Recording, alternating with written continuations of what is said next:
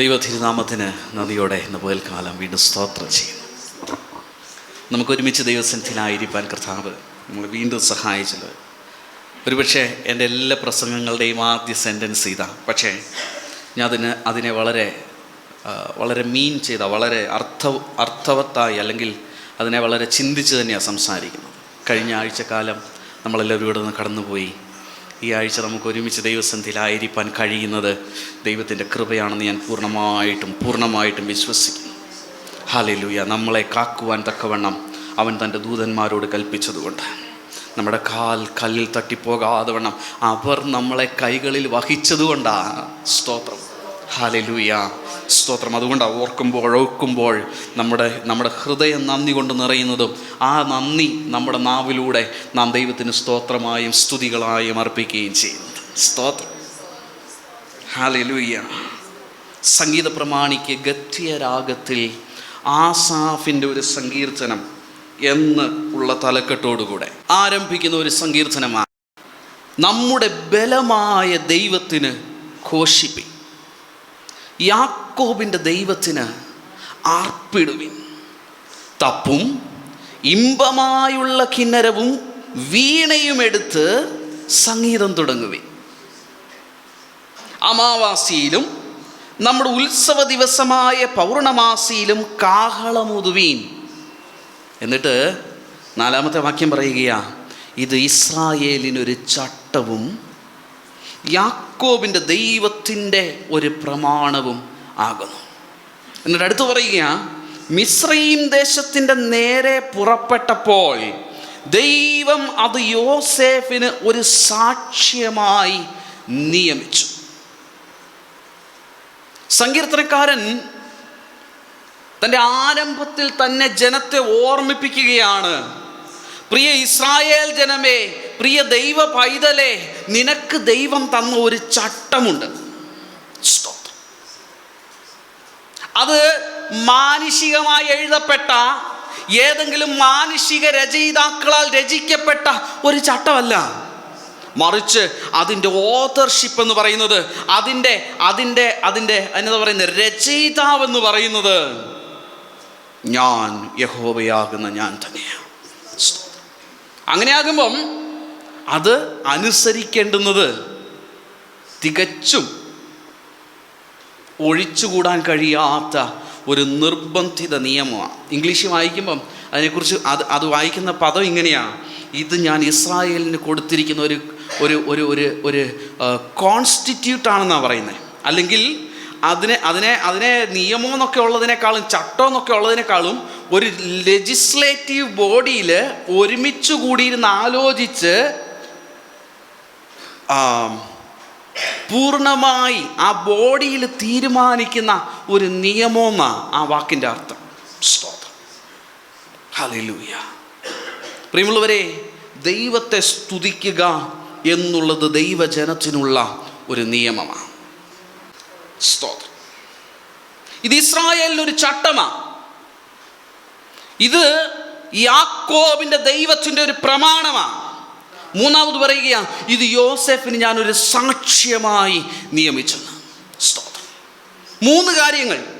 ഒന്ന്, ഇതൊരു ചട്ടമാണ്, നമ്മൾ മറന്നു പോകരുത്. ദൈവത്തെ സ്തുതിക്കുക എന്നുള്ളത് ദൈവജനത്തിനുള്ളൊരു ചട്ടമാണ്. അത് ദൈവത്തിൻ്റെ പ്രമാണമാണ്, മനുഷ്യർ പറയുന്നതല്ല. പലപ്പോഴും പലരുടെയും വിചാരം എന്ന് പറഞ്ഞു കഴിഞ്ഞാൽ ഇത് പെന്തക്കോസ്റ്റിലെ പാസ്റ്റർമാരുടെ ഒരു പരിപാടിയാണ്. അവരാ പറയുന്നത് എന്ത് ചെയ്യണമെന്ന്, ദൈവത്തെ സ്തുതിക്കാൻ ജനങ്ങളെ പ്രേരിപ്പിക്കുന്നു. ഒച്ചൊത്തി സ്തുതിക്കണം, കൈയടിച്ച് സ്തുതിക്കണം എന്നൊക്കെ പറയുന്നത് നമ്മൾ പാസ്റ്റർമാരുടെ അല്ല. ഇവിടെ പറയുക, നിൻ്റെ ബലമായ ദൈവത്തിന്, എങ്ങനെയാ ഒന്ന് വായിച്ചേ, നിങ്ങളുടെ ബലമായ ദൈവത്തിന് ഘോഷിപ്പിനെന്നാ പറയുന്നത്.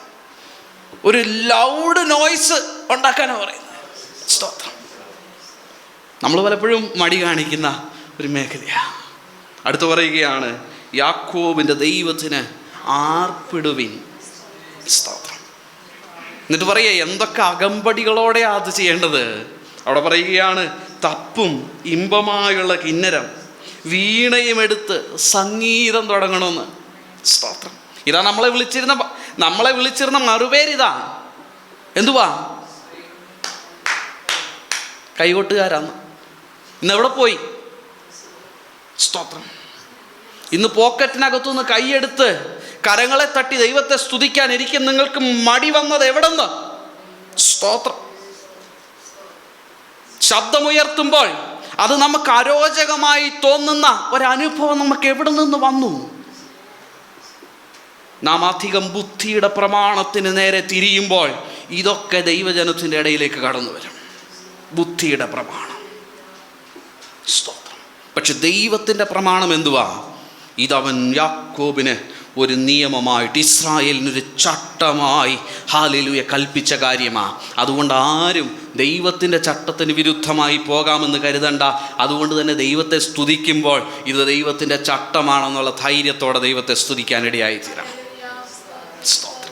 ഹല്ലേലൂയ. ഞാനിതിങ്ങനെ ചിന്തിച്ചപ്പോഴൊക്കെ ചിന്തിക്കുകയായിരുന്നു, ഈ തപ്പും വീണയും കിന്നരും ഒക്കെ എടുക്കുന്ന ആളുകൾ അവരിങ്ങനെ വളരെ ശാന്തമായി സൗമ്യമായി നിന്നാണോ ഒരു ഇൻസ്ട്രുമെൻ്റ് വായിക്കാൻ പറ്റുന്നത്?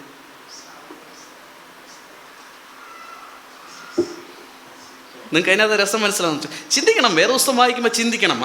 അത് നമുക്ക് ഇമാജിൻ ചെയ്ത് ദൈവത്തെ സ്തുതിക്കാൻ, അല്ലെങ്കിൽ അതിൻ്റെ അർത്ഥം ഗ്രഹിക്കാൻ നമുക്ക് കഴിയണം.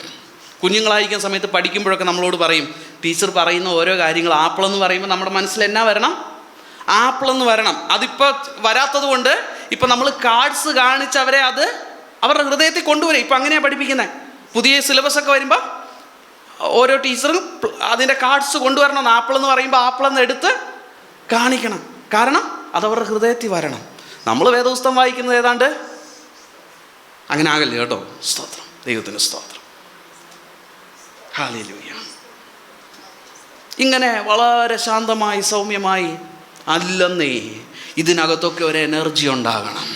ദൈവത്തെ സ്തുതിക്കുന്നതിനകത്ത്, നിൻ്റെ ഓരോ സ്തോത്രത്തിനകത്തും ഹൃദയത്തിൻ്റെ അകത്തളങ്ങളിൽ നിന്ന് പൊങ്ങി വരുന്ന നന്ദിയുടെ സ്തോത്രം, ആ ആക്കം എന്ന് പറയും മലയാളത്തിൽ, ആ ഒരു പവർ അതിനകത്ത് ഉണ്ടാകണം. സ്തോത്രം. സ്തോത്രം. അതുകൊണ്ട് ദൈവത്തെ ഉച്ചത്തിൽ സ്തുതിക്കുന്നതിൽ നിങ്ങൾ മടി കാണിക്കരുത്. അത് ദൈവത്തിൻ്റെ ഒരു ചട്ടമാണ്.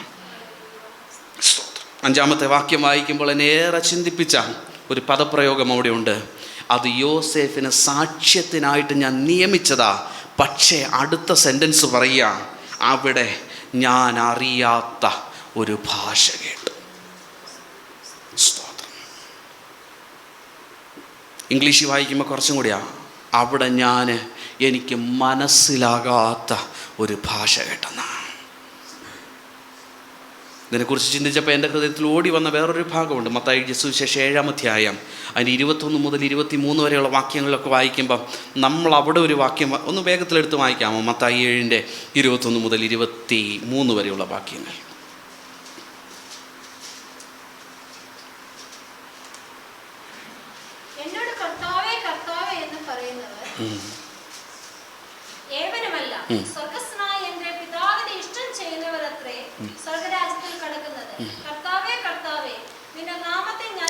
കർത്താവേ കർത്താവേ, നിന്റെ നാമത്തിൽ ഞാൻ പ്രവചിക്കുകയും നിന്റെ നാമത്തിൽ ഭൂതങ്ങളെ പുറത്താക്കുകയും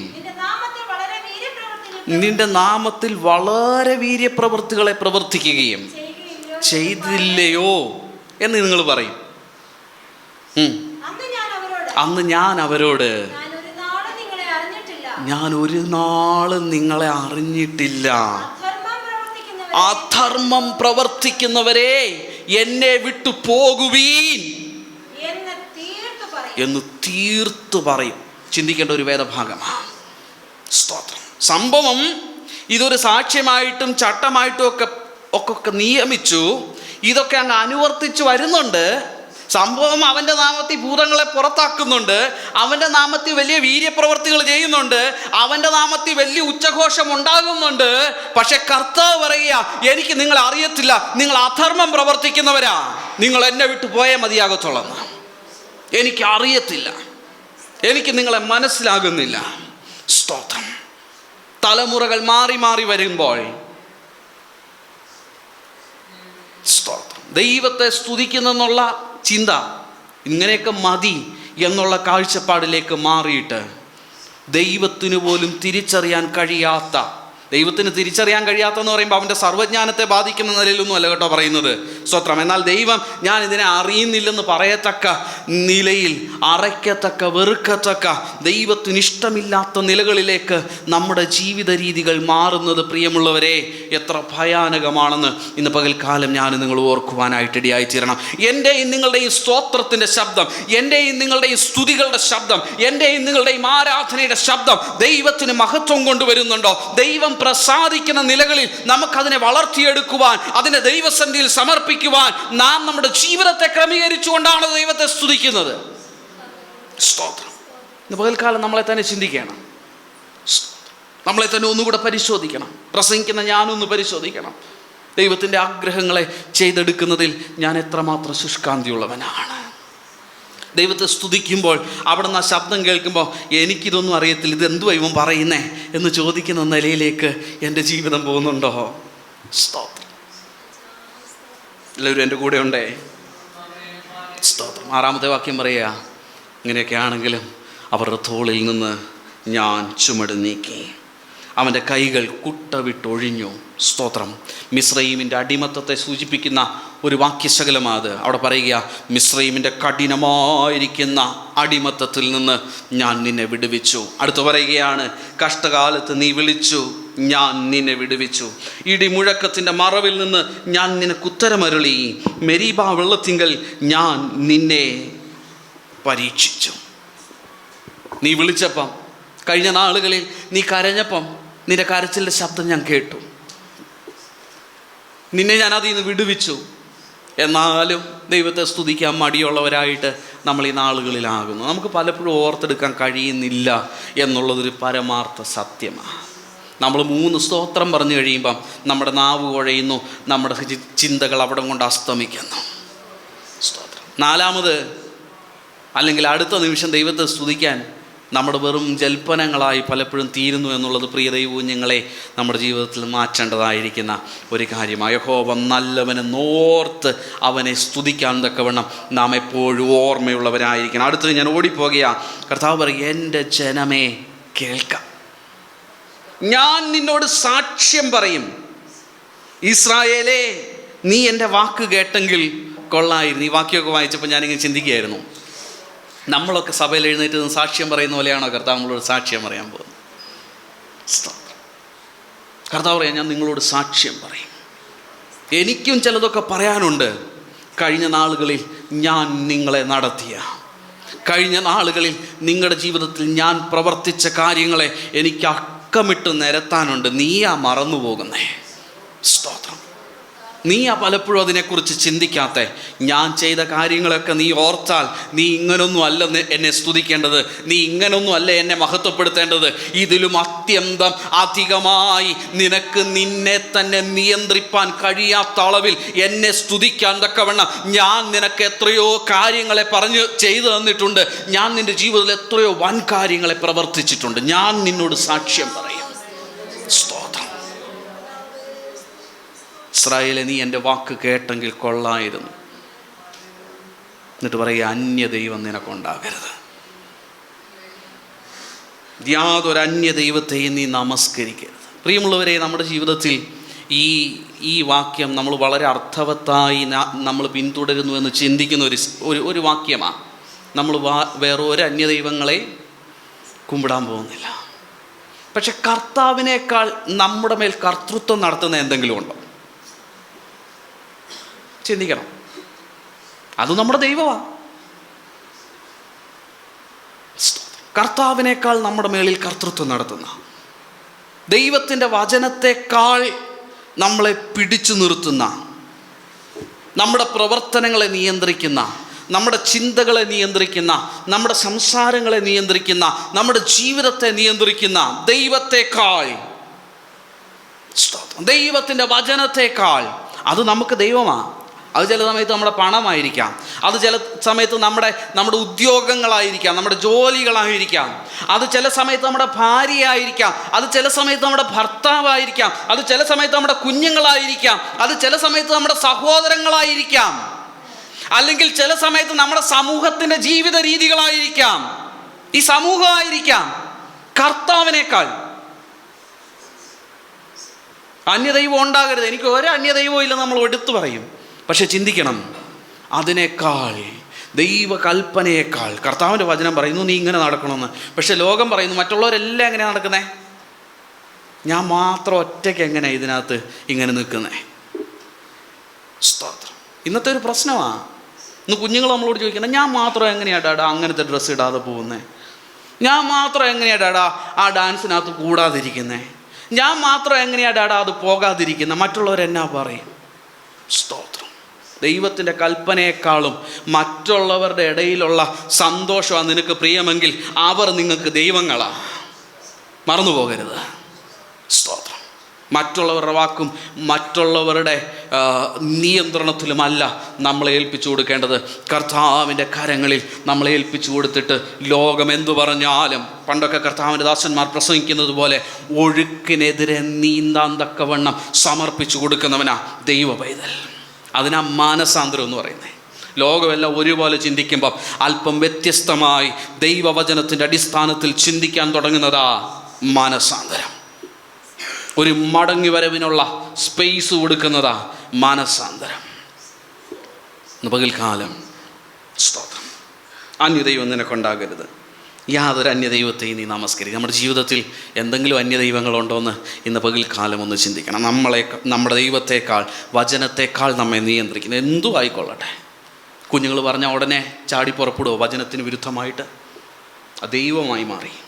സ്തോത്രം. മറന്നു പോകരുത്. സഹോദരങ്ങൾ പറഞ്ഞാൽ, അപ്പനും അമ്മയും പറഞ്ഞാൽ, സ്തോത്രം.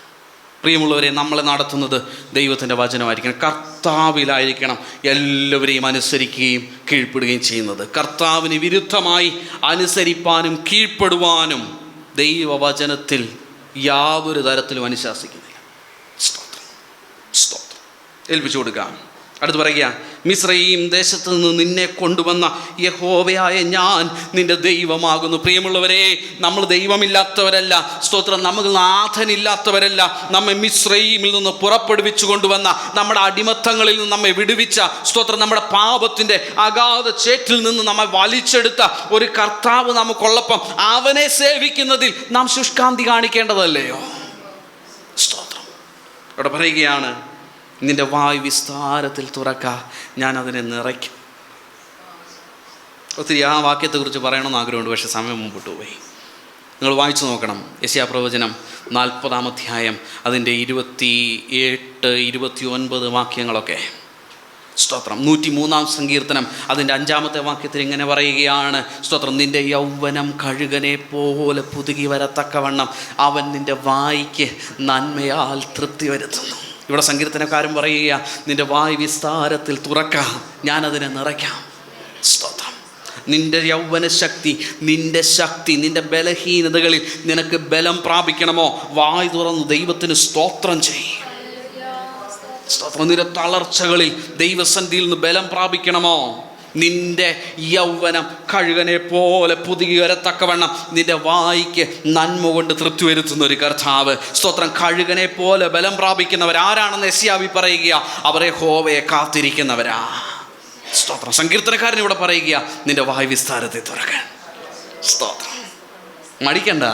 ദൈവത്തെ സ്തുതിക്കുന്നതിന് ഒന്നും ഒരു ബലഹീനത സംഭവിക്കുകയല്ല. സ്തോത്രം. അത് നമ്മൾ ഈ ബലം ധാരാളമായി പകരത്തേ ഉള്ളൂ. ദൈവത്തെ ആരാധിക്കുമ്പോൾ, ദൈവത്തിന് മഹത്വം കൊടുക്കുമ്പോൾ, ദൈവത്തെ സ്തുതിക്കുമ്പോൾ, സ്തോത്രം, ചങ്ങലകൾ അഴിയുവാൻ ഇടയായിത്തീരുമെന്നുള്ളത് കഴിഞ്ഞ നാളുകളിലെ, സ്തോത്രം, ദൈവവചനത്തിനകത്തുള്ള, സ്തോത്രം, അനുഭവവും സാക്ഷ്യവുമാണെങ്കിൽ, അതൊരു സാക്ഷ്യമാണെങ്കിൽ, ഇസ്രായേലിന് കൊടുത്തതുപോലൊരു സാക്ഷ്യമാണെങ്കിൽ, പുതിയ നിയമസഭയ്ക്ക് കൊടുത്തൊരു സാക്ഷ്യമാണെങ്കിൽ, ഇന്നും ഇതൊക്കെ നടക്കും. ഏത് ബന്ധനങ്ങളെ അഴിക്കുവാൻ ദൈവത്തെ സ്തുതിക്കുമ്പോൾ, സ്തോത്രം, ദൈവത്തിന് മഹത്വം കൊടുക്കുമ്പോൾ, ഏത് ബന്ധനങ്ങളുടെ മേലും എനിക്കും നിങ്ങൾക്കും ജയമുണ്ടാകും. സ്തോത്രം. മിസ്രയീമിൽ നിന്ന് ദൈവം വിടുവിച്ചു. പക്ഷെ 11-ാമത്തെ വാക്യത്തിൽ പറയുക, എന്നാൽ എൻ്റെ ജനം എൻ്റെ വാക്ക് കേട്ടനുസരിച്ചില്ല. എത്ര എന്താ പറയുന്നത്, വിഷമം നിറഞ്ഞ ഒരു അപ്പൻ്റെ ശബ്ദമാണെന്ന് നോക്കിയേ. ഇത്രയൊക്കെ ആയിട്ടും ഈ ജനം എൻ്റെ വാക്കനുസരിച്ചില്ല. ഇസ്രായേൽ എന്നെ കൂട്ടാക്കിയതേയില്ലെന്ന് ചില സമയത്ത് നമുക്ക് തോന്നാറില്ലേ? അവൻ ഞാൻ പറഞ്ഞു ഒന്ന് കൂട്ടാക്കി പോലുമില്ല, ഒന്ന് അതിനെപ്പറ്റി ഒന്ന് ചിന്തിച്ചു പോലുമില്ല. അതുകൊണ്ട് അവർ സ്വന്തം ആലോചന പ്രകാരം നടക്കുവാൻ ഞാൻ അവരെ ഹൃദയകാഠിന്യത്തിന് ഏൽപ്പിച്ചു കൊടുത്തു. റോമർക്ക് എഴുതിയ ലേഖനം 1-ാം അധ്യായം 18 മുതലുള്ള വാക്യങ്ങളൊക്കെ ഒന്ന് വായിച്ചു നോക്കണം. അതുകൊണ്ട്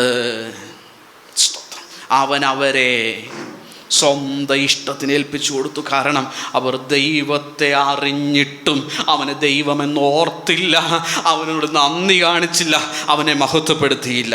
പ്രിയമുള്ളവരെ, ദൈവത്തെ ദൈവമാണെന്ന് അറിഞ്ഞിട്ടും അവനെ ഓർക്കാതെ, അവന് മഹത്വം കൊടുക്കാതെ, അവന് നന്ദി കാണിക്കാതെ പോകുന്ന ഒരനുഭവങ്ങളിൽ അതിൻ്റെ അവസാനം എന്താണെന്നറിയാമോ? നമ്മുടെ ഹൃദയം കഠിനമായി പോകും.